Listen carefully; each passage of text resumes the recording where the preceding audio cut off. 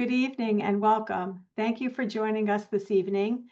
My name is Audrey Lichter, the Executive Director of Chai Mitzvah, the Resource Center for Jewish Engagement.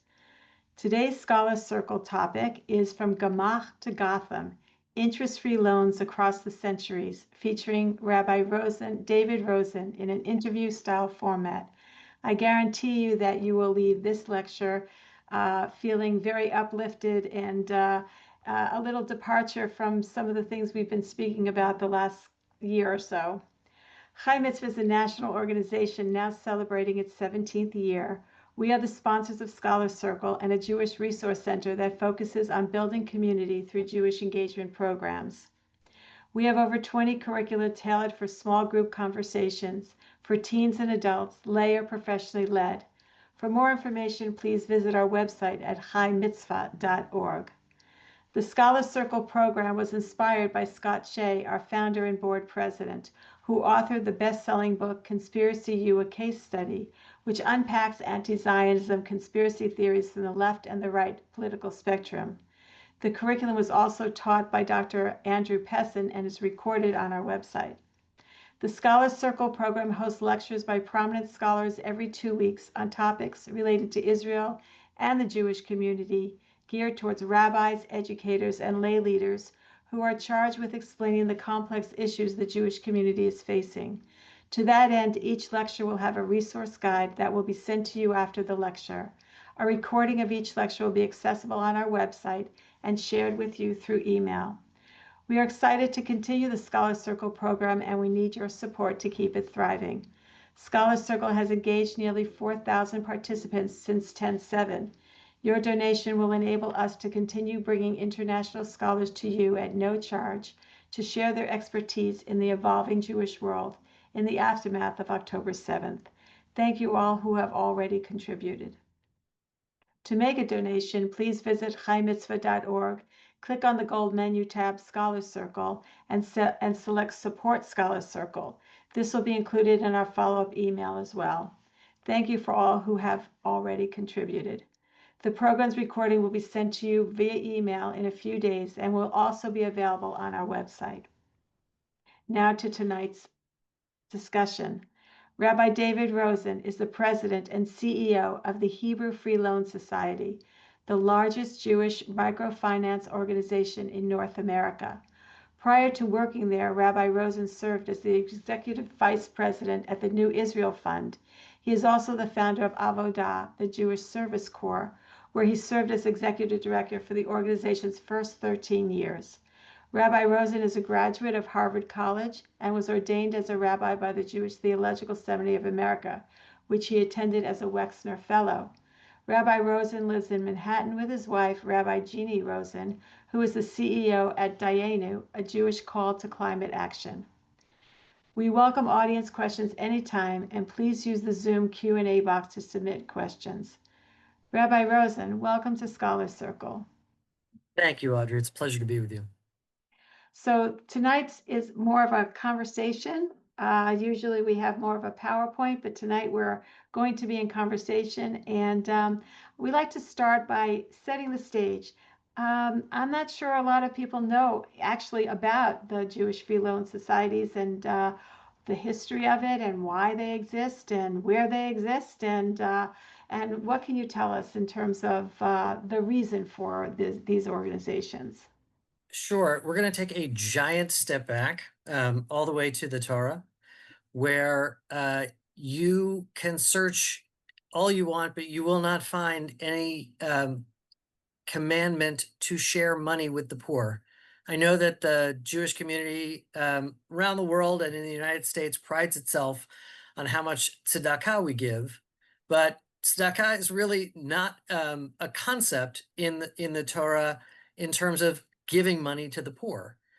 You look in the Torah, you find the main way of supporting people who are poor is to share food with them. There are a lot of commandments like leaving the corners of your field for the poor, or letting them glean dropped or forgotten sheaves of grain. There's a tithe for the poor that shows up 2 times out of the 7-year sabbatical cycle. But you cannot find a commandment to give money to the poor. And instead, what you find, not 1 time and not 2 times, but 3 times, is a commandment to lend money to the poor. This shows up in the book of Exodus, it shows up in the book of Leviticus, it shows up in the book of Deuteronomy. So it's a very long-standing Jewish practice to make loans to people in need. And that practice started thousands of years ago, continued on throughout the generations, and is still alive today. I run an organization that is part of a network of about 50 organizations, most of us in North America and the United States and Canada, but also including Australia and Israel and Brazil and other countries. So there's still very much a practice of interest-free lending. You might wonder why the Torah is so insistent that lending is the way that we should be supporting people. And the Torah doesn't always explain itself explicitly, but I have an idea about why it might be.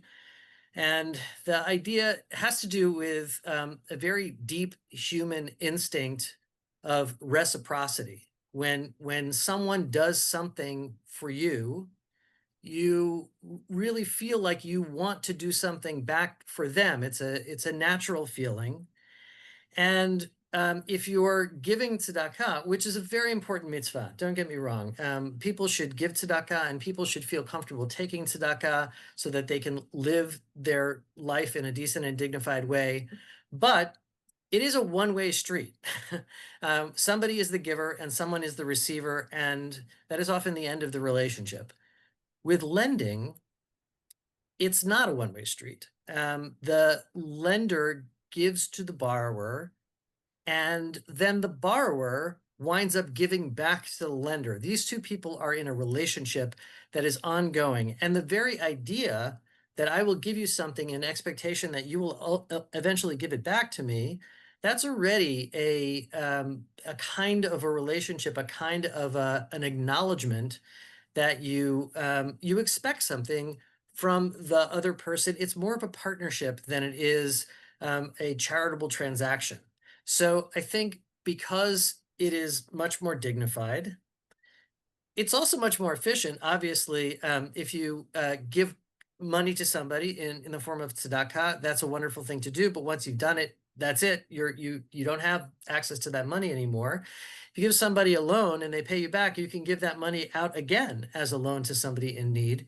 So there's the efficiency part as well. This is why Maimonides put lending at the top of his famous ladder of tzedakah, of the ways that you can give tzedakah, even though it's not really a form of tzedakah. Tzedakah is giving money, and lending is not giving away money. Of course, it does sometimes happen that people are so impoverished that they can't pay you back, and then maybe you can convert your loan into a gift, but the expectation normally is that it's a loan. And I think everybody feels good about this transaction when it works. And when the money is paid back, the person who needed the money appreciates being given the opportunity to have it. The person who lent the money appreciates having the money back. So let's dig into this a little bit in terms of how it actually works. Tell us about the free loan society that you run and how nuts and bolts. How does it work? If I need money for starting a business or going to school, or I'm in some health issues, how does that work? Well, we were started in 1892 by immigrants on the Lower East Side of Manhattan. They themselves had made it up one or two rungs of the economic ladder, and they turned around and they saw lots of other people who were coming into this country, and they said, what can we do to help these people? And they took a model from the old country, of the Gemach, of the interest-free loan fund. They pooled around $100, and they started making loans mostly to people who were selling things from push carts. And so they gave them enough money so that they could buy their initial round of merchandise, and then they were able to carry on their business from that. And those were the original small business loans that the Hebrew Free Loan Society made, continued to make those loans. We still make small business loans, but we also over time added other kinds of loans. So today, if you want to borrow from the Hebrew Free Loan Society, like everything else, you go to a website. You would go to hfls.org, and you can look and see about the different kinds of loans that we make. Maybe you have a child who is going to college and you need some help with affording the cost of college attendance, or maybe you are trying to get training that would enable you to get a better paying job, but the training itself costs money that you don't have. We have many, many loan programs that we offer. And so you would go to the website and you would look at the qualifications, and the qualifications that we have are fairly straightforward. You have to live in our area, and for us, the area is New York City, Westchester County, and the 2 counties on Long Island. So we have an 8-county area that we cover. You have to be either moderate or low income, and that means that you have to have some money coming in. If you don't have enough money to repay a loan, we won't lend to you because we don't want you to default at the very beginning. But we also don't lend to everybody, regardless of their income, right? If you have enough money to get a decent rate on a loan or a credit card, we want to target the people who don't have that opportunity. So enough money to repay a loan, but not more than moderate income. And then the third magic ingredient is that you have to find a guarantor. You have to find somebody in your life who will agree to take on the legal obligation to pay off your loan if you do not pay the loan. And I say it's the magic ingredient because we lend to lower income working people, and we have a 99% repayment rate. And that is in part because most people, when they borrow money, want to pay it back if they can. They recognize their obligation and they're ready to repay. But they also really do not want their in-laws or their next door neighbor or their coworker or whoever was their guarantor to have to pay their loan. So it's an accountability mechanism. I think of it as taking something that lower income people have a lot of, which is relationships and social capital, and using that to enable us to unlock financial capital for them. And the fact that we have a 99% repayment rate, and we've had that really pretty much since 1892, that demonstrates that this is a very effective way of getting people the resources that they need and ensuring that it comes back so that it can recirculate. By the way, if you are in the middle of one of our loans and you should happen to hit a financial bump, like you lose your job or something like that, we're a friendly lender. Call us up and let us know that you had a problem, and we will modify your repayment. We can lower your repayment until you get reemployed or whatever the situation is, because we want the borrower to repay us. We don't want the guarantor to have to pay off somebody else's loan. And so we don't have shareholders who are demanding that we, have a certain volume of loans within a certain amount of time. So we can be mission focused, and we can try to make sure that the borrowers are repaying and not the guarantors, and the whole system is working in a virtuous cycle. So what's the scope of the Hebrew Free Loan? How much money are you giving away a year? How much money are you getting? And how does that work? How do people, just asking some specific questions, like how do people participate in this in terms of giving? Is there a certain amount of money that you have to give, or how does that work? There's no amount of money that you have to give. Like every charitable organization, we depend upon the community for support. However, unlike most charitable organizations, when we put money out into the community, it comes back to us when people repay the loans. So I think of myself as having 2 jobs as the CEO. One is to raise the money it costs to run the organization, and that's about $4 million a year. So we have a staff of around 20 people. Most of them are loan officers, and that's what it takes to manage a portfolio of around $45 million of loans that are circulating out in the community.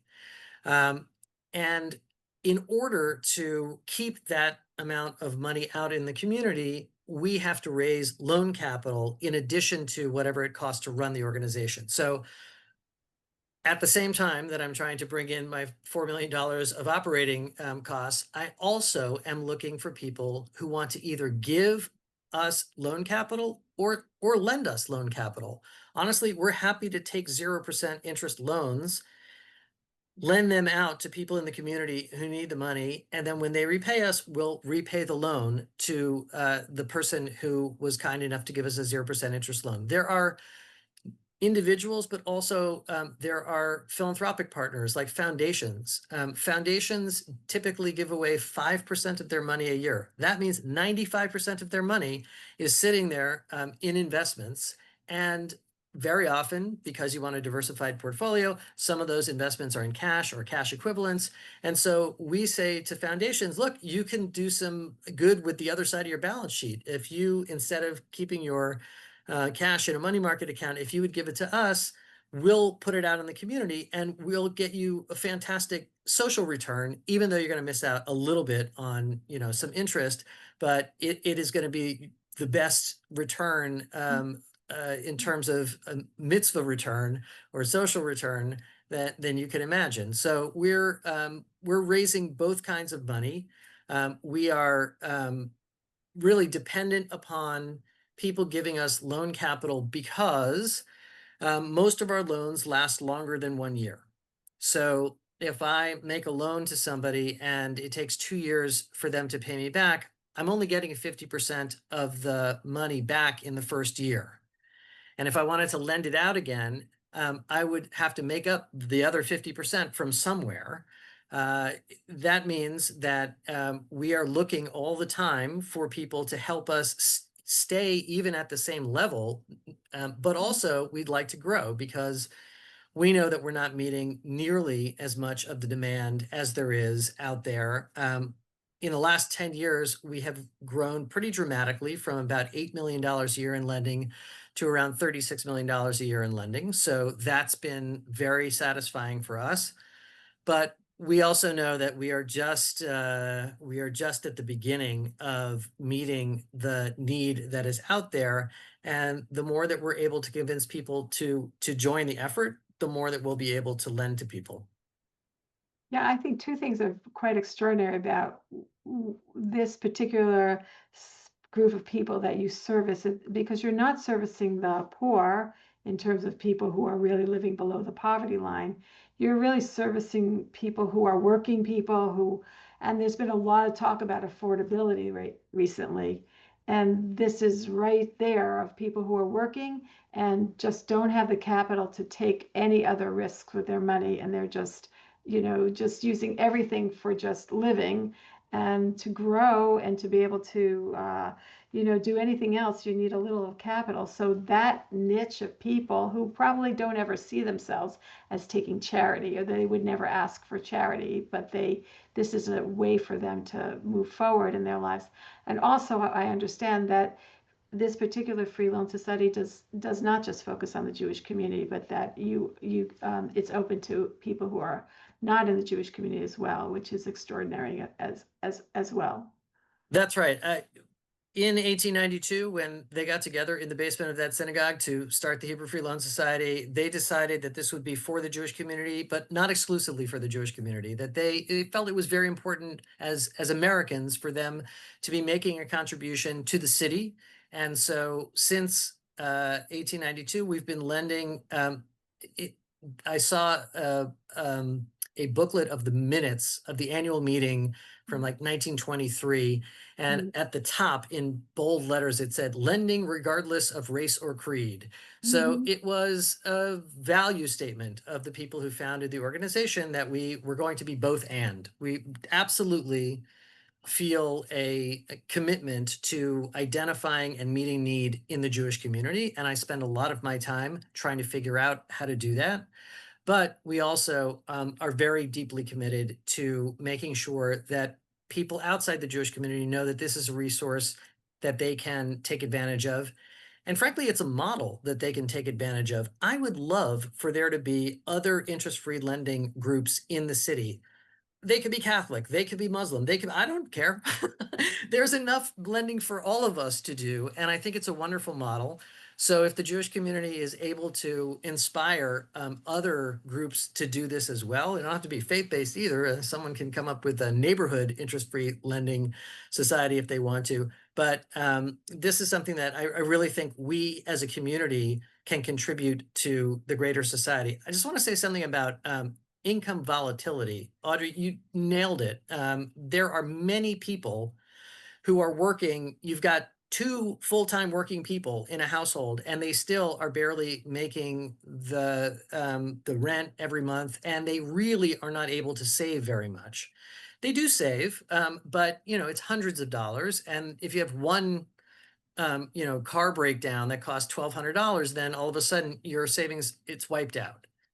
And it used to be that lower income people could not get a loan. Nobody wanted to lend to them, and accessing credit was the problem. That's really not the problem now. The problem is people are flooded with terrible offers of credit. With subprime credit cards where the interest rate is 36% a year, or with online loans where the interest rate is even higher than that.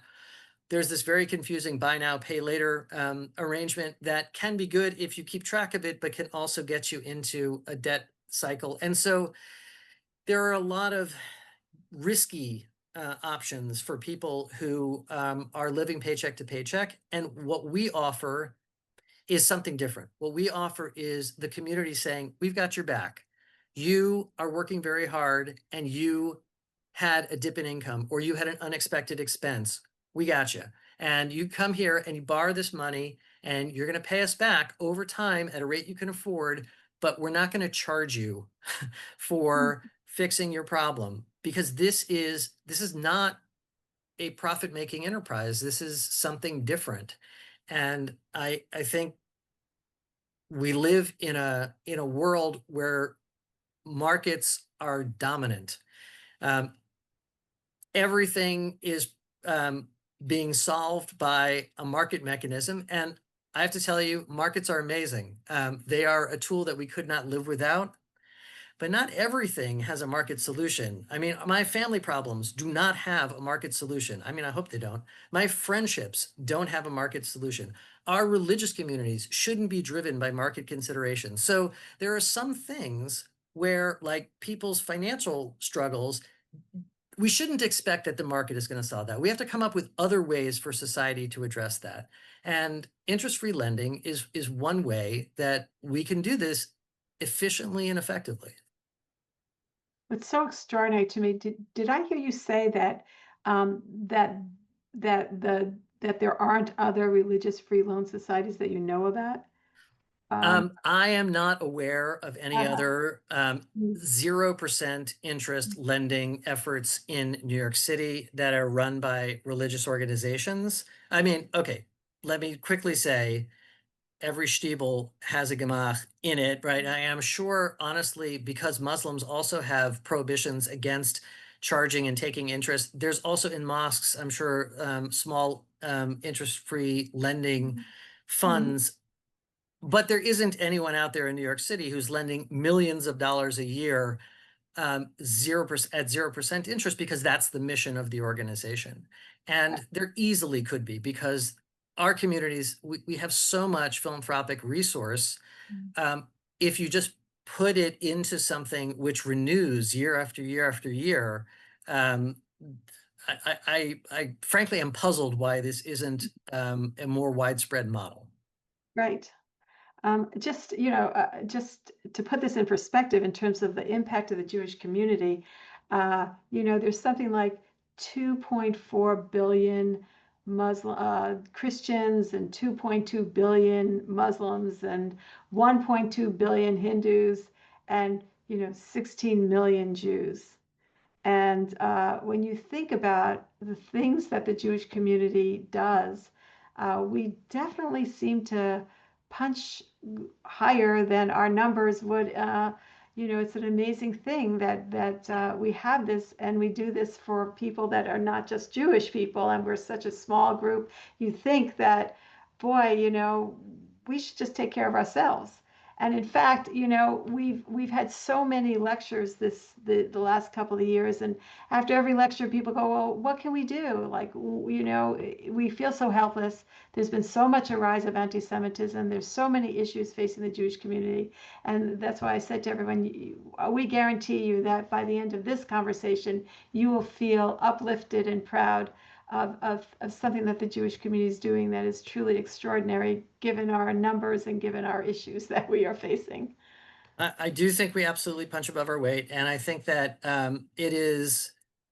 I consider it a very precious opportunity to show up in other communities all around New York City, a lot of immigrant communities, as a representative of a Jewish nonprofit organization, and to completely break down their stereotypes of the Jewish community. I mean, I often say, hi, I'm Rabbi David Rosenn. I'm from the Hebrew Free Loan Society. We lend money. We'd like to lend you money, and the interest rate is 0%.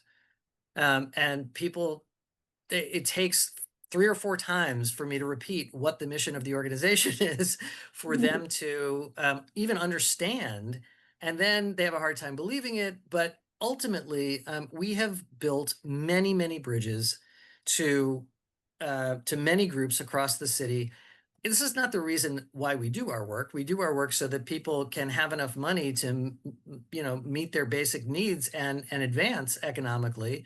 But I really do believe that it strengthens ties between the Jewish community and other groups, and frankly, within the Jewish community. Hebrew Free Loan Society lends to every single group of Jewish New Yorkers that you can think of, from the ultra Orthodox to completely secular and everybody in between. We are one of the few organizations in the city that really has a broad range of diversity, and I think it's a wonderful way for the community to really express the idea of Klal Yisrael, of all Jews being responsible for one another. There are very few other organizations that reach out so far beyond their particular corner of the Jewish community. Mhm. Um, so I was reading about one of the concentrations of loans that you gave, and I was wondering if you could talk a little bit more about that. It seems that you gave a lot of money to the Crown Heights community at some point for people to buy houses within the Crown Heights community to keep the Lubavitcher community organized, or why? What was the reasoning behind that? And also, could you give us some other examples of stories that you remember of interesting stories of how you impacted people's lives? Yes. Well, I'll start by saying we are a one-trick pony. We really only do one thing at the Hebrew Free Loan Society. We make interest-free loans. However, it's an incredibly flexible tool. A loan can be used to go to college. A loan can be used to buy a house. A loan can be used if you want to try to bring a child into your family and your insurance doesn't cover medical intervention, but you really want to have a kid. And so we try to make that possible for people. All kinds of ideas have come our way, and this was before my time, the lending in Crown Heights, but the idea was that teachers in the community were not going to be able to afford to stay in the community, and they really wanted people to stay in the community and to be able to buy houses in the community. And so decades before I came to the Hebrew Free Loan Society, we had a program for Jewish teachers to be able to afford to stay in the community where they were teaching. Another kind of innovative thing that we have done in response to needs that emerge in the community is when the war in Ukraine broke out and people started fleeing that country and coming here to the United States. Many of them landed in New York, which has one of the craziest, most difficult housing markets of anywhere that you can land. And if you're a new immigrant and you are working on getting your work authorization, it's very hard to figure out where you and your family are going to live. And so we announced a set of loans for housing and job training for people coming from Ukraine, and we worked out a way that they would not have to find guarantors because the donors who contributed the capital for this program allowed for a higher risk profile. And we said, these are people, they just arrived, they really don't have those kinds of ties. So let's figure out how we can lend to them. Another thing that we do, which is responsive to an emergent need, and I'm sorry to say that it is an emergent need, but we lend money to Jewish institutions that have a grant from the Department of Homeland Security to improve their physical security infrastructure. So if they want to put up video cameras or steel reinforced doors or things like that, they can apply for a grant from the government, and the government has money available for this. However, like many government grants, you need to do the project, submit the receipts, and then you will get reimbursed from your grant. But if you're a smaller organization, you don't have the cash flow to front the money to do the project, then you can't really access this grant, even though you've been awarded it. So we step in the middle and we say, okay, this is a problem we can solve. We're going to lend the money to the organization that needs to do the project. We know they have a grant. We know that they're going to get paid by the government, so it's very little risk to us. And we started that program right after the killings at the Tree of Life Synagogue in Pittsburgh, because at the time I went over to our colleagues at the UJ Federation of New York, and I said, "What is there something that we can do to help? We don't know what that might be." And they said, "Well, there's this issue with security grants," and UJ Federation reached out to a New York City-based foundation that gave us $800,000 to start making these loans. And every year we make about, I don't know, $1.25 million, $1.5 million of these loans. We have since raised additional money for this program, but this is just to illustrate that interest-free loans can serve really a very wide variety of community purposes. And we continue to be open to all kinds of ideas that people might have about the way that our tool can be of use to New Yorkers. So what is the payback period usually? What's your average? The loan that we make more than any other loan by far is a general needs loan of up to $7,500. The payback period for that is about 2 years, maybe a little over 2 years. It's $250 or $300 a month, depending on what the person can afford. We set up automatic withdrawal from people's bank accounts, so they don't have to worry about remembering to pay us. And if something bounces, right, if money was supposed to come out, but there wasn't enough money in the person's bank account, we contact them and we ask, what's going on? You missed a payment? Can you? A lot of times people just forgot and they have the money, so they can make it up that month, or we get into a conversation with them about why they're in a rough spot, and we might modify the payment amount. But typically it's 2 years. Our small business loans, which go up to $60,000, are a 2 to 3 year repayment period. College loans, if you are borrowing as a student, we let you finish your degree and give you a little grace period, hopefully to get employed, and then repayment starts. So that's a much longer repayment period. That can be 8 years because people borrow 4 years in college and then they start repaying only after they finish the degree. So it depends on what the loan is in terms of how long it takes to pay it back. And do you ever reject somebody for a loan? We do, but really mostly for technical reasons. So a lot of people in north of Westchester County apply for our loans, and we just don't reach that far. We've got hundreds of thousands of households in our 8 counties. We just can't do more than we've already signed up for. Or sometimes people just don't have enough money to repay a loan, and we'll see that. So honestly, sometimes people have a lot of gambling transactions on their bank statement, which we see when we ask them to apply. And we just are not sure that somebody like that is going to be able to repay us if they're gambling with a lot of their money. So that could be a reason. And otherwise, if you live in our area, you meet our income requirements, and you have a guarantor, we're going to make the loan. The thing that people have the most difficulty with is finding a guarantor. And we know that the guarantor requirement does exclude many people who need our loans from actually securing them, but it also ensures that we have the ability to recirculate the money. And there are plenty of people who can find a guarantor. I told you we make $36 million worth of loans a year. So there's lots of people out there who are able to find somebody. And guarantors, by the way, do not need to be wealthy people. All we ask for is somebody who's in the same economic situation as the borrower or better.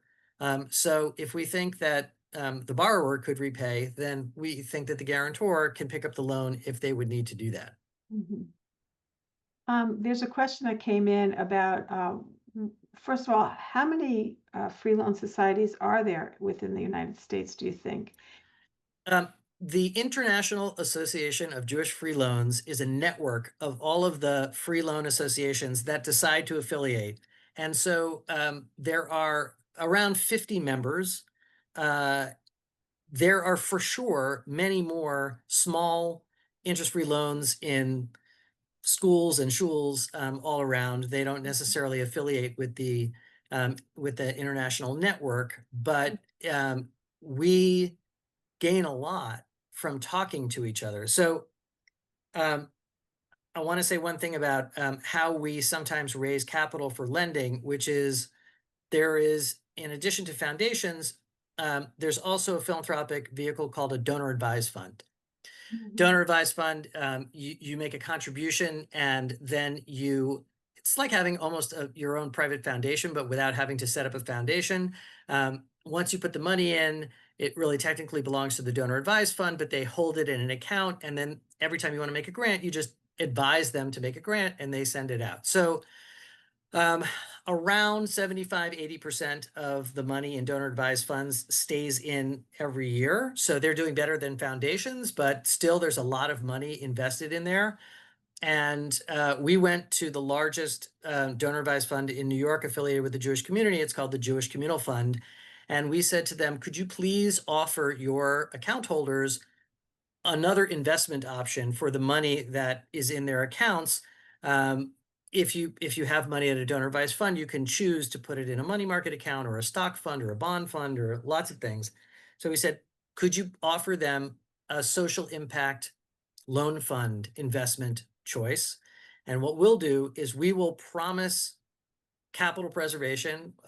If you lend us money out of your account for 2 or 5 years, we promise to give you back 100% of that money, and you will get a lot of social impact, but you will not get any financial return on that money. But people have already given this money to the donor advised fund. They've already given it away to charity. So we wound up opening up a channel that we benefit from to the tune of a couple of $1 million a year in interest-free loans.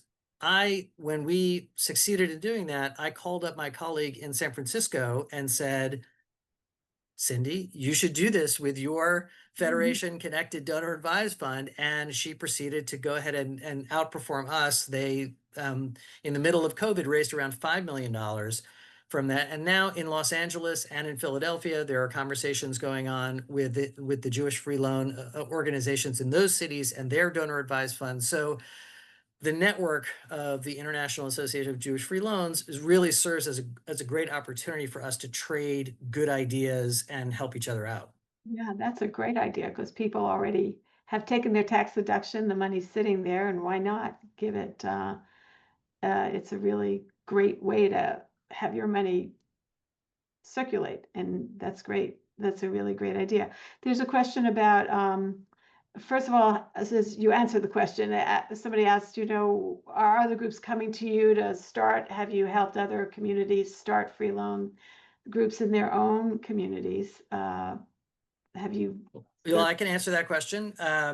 We had a conversation with a young woman in Chicago who said, I don't really understand why there is no Jewish free loan in Chicago. This is a community with a lot of Jews, and it's very philanthropically active. And I said, I don't know, Leah, but if you want to do that, we will, in New York, we will help you as much as we can. We'll give you all of our templates. We'll help you raise some money for your startup. And so now there is, and there has been for the past 3 years, a Jewish Free Loan of Chicago. And we were thrilled that they were able to get up and off the ground.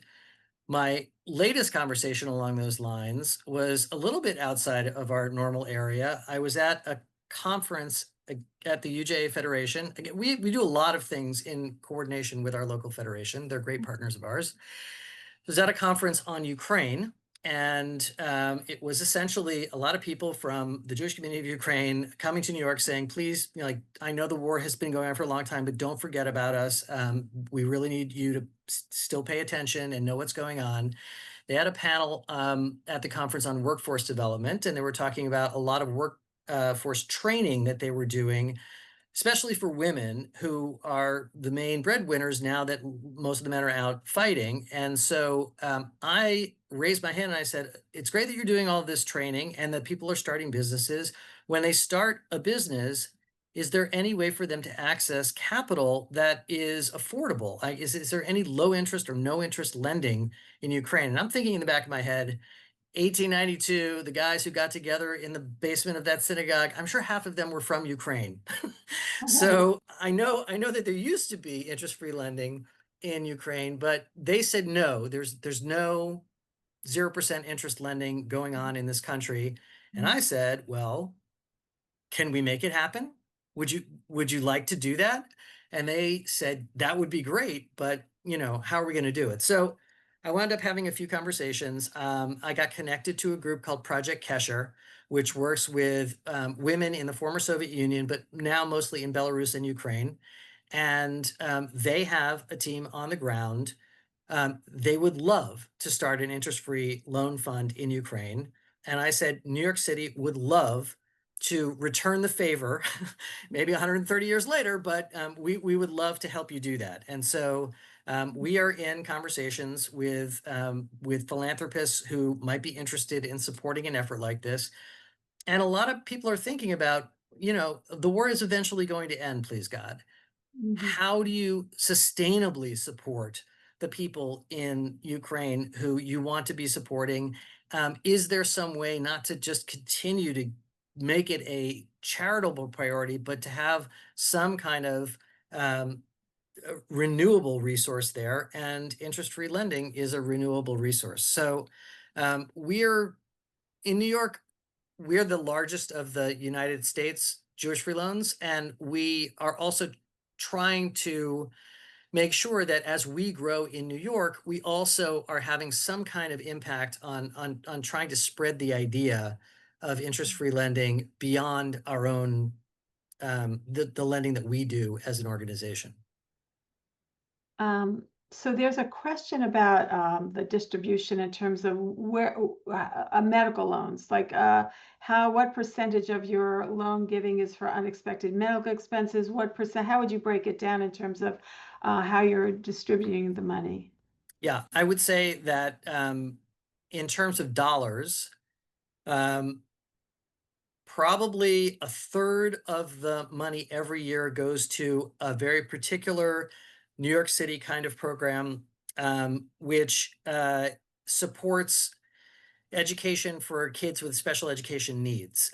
If you have a child with special education needs in the city of New York and the public schools cannot meet the educational needs of that child, you can sue the city, and the city is committed to paying private school tuition to make sure that your child gets the education that they deserve. So a lot of parents do this, but like the security grant situation that I explained before, the city often pays later, and the parents and the schools need the money earlier. And so we have developed a bridge loan program for that situation. And because tuition at private schools, especially private schools that are focused on special education, can be quite high, that program is currently commanding around $12 million a year of our lending. So that's about a third of all of our lending. Mhm. Um, uh, Close behind that is our general needs loan program. So it's probably another third of our lending.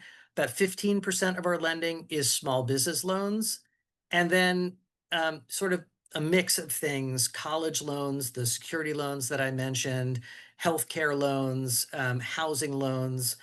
We've got a great program where if you make it to the top of the Mitchell Lama housing program waiting list, you can buy an apartment in New York City, a subsidized apartment, for around $60,000-$70,000. But it's only available to low and moderate income people. So those people do not have $60,000 or $70,000 hanging around.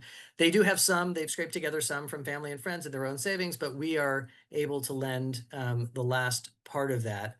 So we've got lots and lots of programs. We are constantly coming up with new things like the Ukraine program. We don't do that anymore because people have really, by and large, stopped coming. But anytime it seems like there's a need, I'll tell you one more, which is um, people who are in the middle of the legal immigration process. They're becoming US citizens.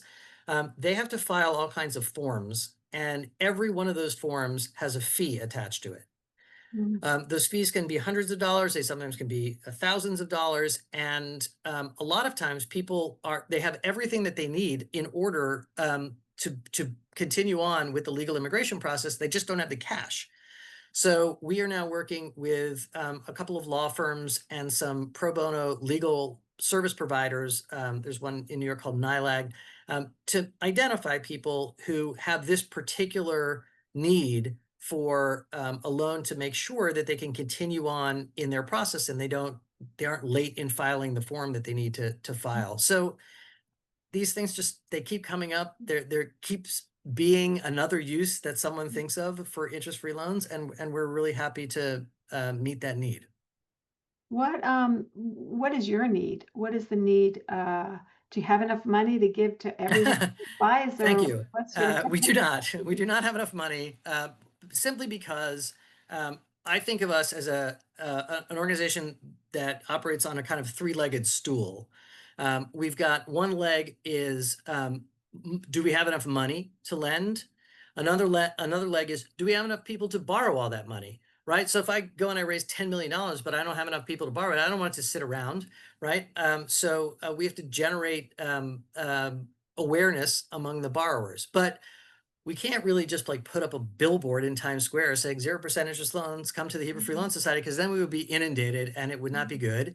So a lot of times people say, well, how do people know about the Hebrew Free Loan Society? And I would say there's two major ways. One is word of mouth. I mean, people who borrow from us generally have a very good experience. They tell their friends, and that's a great way for people to come to us. Partly it's a great way because when you say 0% interest loan, it sounds like it could be a scam. And Right. people don't necessarily trust it. But if they hear from their friend, oh, I got a loan from them, then they know that it is the real thing. Another way that we get validated is we work extensively with social service organizations who are meeting the needs of lower income New Yorkers, either medical needs or educational needs or housing needs or something like that. And they see that the person who they're helping also has a financial need. And we ask them to refer to us for the financial need that they can't take care of, but we can take care of. So we are always looking for new partners to refer people to us, but we try to do it at a rate that we can stand. So if I know that we have, money available, we will go out to our partners and say, please send us more people, or we'll go to new partners, and we'll try to raise the level of awareness about our organization a little higher. The third leg of the stool, by the way, is capacity. We have to have enough loan officers and the right software and all the things it takes to manage a $45 million portfolio over the course of the year. So my job is to work with the senior management team to make sure that all three of those things are basically aligned, that one of them is usually going to be out in front of the other two, and then we have to help the other two catch up to that one. But we are constantly in a spiral of trying to reach more people. So we absolutely need more operations support. We need more loan capital. Eventually, we're going to need to hire a few more people. We have a very efficient 20-person team, but if we grow at the rate that we have been growing in the last 10 years, we're going to need to hire on a few more people in the coming years. What's the ratio? Each loan officer has how many people in their portfolio on the average?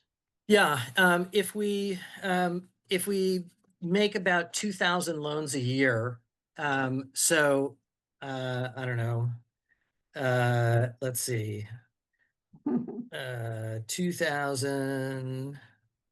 I would say everybody does around a few hundred loans a year.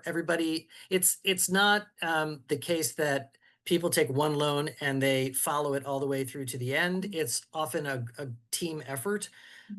So I can't really say exactly what it is, but every loan officer is handling dozens of loans at any given time. By the way, that's the number of loans that we make. The number of applications that we process is probably 3 times as large, because a lot of people start the application process and then for whatever reason, they don't wind up completing it. Often it's because they decided to solve their problem in another way.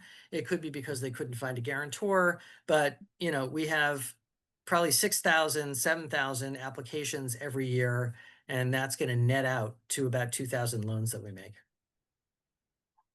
These guarantors, they're always somebody that knows the person, right? It's not like you can say, I'm willing to be a guarantor for People like, say this, people offer this all the time, and I want to say they should get credit in heaven. I mean, it is a very nice thing to be willing to guarantee somebody's loan. You don't even know them. However, the whole point of the accountability mechanism function of the guarantor is that the borrower needs to feel like, when I run into this person at the Pesach Seder or whatever around the neighborhood, I don't want them to have paid off my loan. I'm accountable to them directly.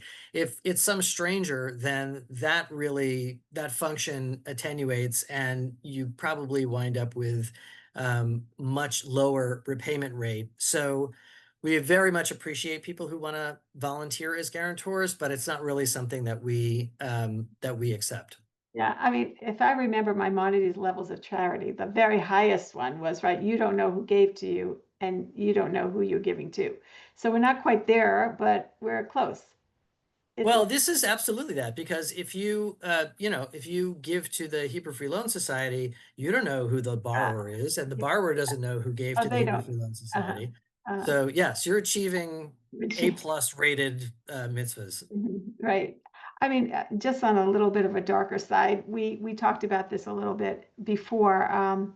What I was reading about, some of the two motivations in the 1800s of starting the free loan. One was to deal with the immigrants that were coming in, and some of the wealthier Jews, Schiff, and some of the other names that we know of the German Jews that had already made it, and they started this. But the other reason was because Jews are always blamed for being usurers. And there is a trope, right, that Jews are, money lenders, and that was a bad thing. Of course, we know that they were forced into that role a little bit because they were excluded from many other areas that they couldn't make a living. But in any case, so they wanted to show that, we're not just usurers, that we have this no interest kind of giving money. So there was like a little bit of to try to deal with anti-Semitism. But we spoke about that if you are truly an anti-Semite and believe in the conspiracy theory, you're going to say, well, Jews have a lot of money, that's why they can give it away, or something like that. So Something like that. There is no curing anti-Semitism through being a good person, right? That's not how anti-Semitism works. So I will say that Hebrew Free Loan Society activity is extremely well received in the communities that we work in outside the Jewish community. I think we build a lot of strong, enduring bridges, and they aren't bridges of talk. These are bridges of action, right? So people see us really doing things that are very good for their communities, and they appreciate that. However, It's not eliminating anti-Semitism, but I will say that it's also not doing nothing. We do have extensive relationships with lots of the immigrant groups in New York City, the same groups that you sometimes hear about flare-ups between the Jewish community and those groups, but we're in there every single day, building relationships and trying to be a um, a, a force that they are familiar with, and that they actually know us. We've got a real relationship based on real work that we do over time, and I would say that we are thinking now, as issues with anti-Semitism have really started to grow and proliferate. Is there some way, um, without being ham-fisted about it, like, can we explain to all of our borrowers why something like the Hebrew Free Loan Society exists? What is it in Jewish values that leads us to make this resource available, not just to people in our own community who need it, but also to everyone in the city who needs it? And can explaining that be a positive thing in helping people think about, well, how does the Jewish community show up in New York City? It's been a rough it's been a rough period around the mayoral election in particular. The Jewish community within its own conversation and then in conversations with other communities. So I really do feel like the more concrete bridge building based on action and not only on words that happens, the better it's going to be. So we're just about out of time. Is there anything that you'd like to leave us with that you haven't articulated yet in the last Uh, minute? sure. I'll just say I think this is a model that the Jewish community can bring to not just more people in New York City, but really more people all across the country. We are trying to revive a pilot program that we did with employers, where we got employers to offer a $2,000 interest-free loan to their employees as a benefit of employment. And it didn't involve a guarantor. It was just based on the employee relationship with the employer. And we've seen this work in many other places. And we think it is scalable because we don't provide the money for it. It's the employer that provides the money. We just administer this. If you can imagine 100 employers in the city taking this on, it would be like a Hebrew Free Loan Society in all of those businesses all across the city. And this is something, when we piloted it, we did it with two very large nonprofit organizations, but it could easily be done by for-profit firms as well. And so I want to say this is a wonderful too hidden gem for the Jewish community. It should be much more widely recognized and known. I hope many people will be inspired to participate, to find out about the local Hebrew Free Loan in your area and to get involved. This has tremendous upside potential for the Jewish community and for everyone who we interact with. And so I want to thank you for the opportunity to say a little bit about this to your audience. Great. Well, I promised everyone that we would be taking a break from some of the really tough issues that we've been dealing with, and that you'd end this session feeling really proud of being Jewish and proud of the work that you've done. It's really remarkable and wonderful. And thank you so much for sharing with us tonight. Um, back to our general topics for the next Scholar Circle. Our next Scholar Circle features Dr. Norman Goda on accusations of genocide, assessing Israel's right to self-defense. And it will take place on Thursday, December 4th at 7 p.m. Eastern Time. That's Thursday, December 4th, 7 p.m. Eastern Time. And so thank you so much tonight, Dr. Rabbi Rosenn, and good luck, and thank you so much for sharing with us. And I assume that if people want more information, they can go to your website and contact you from there. Please Um, do, hfls.org. Great, great. Okay, thank you all.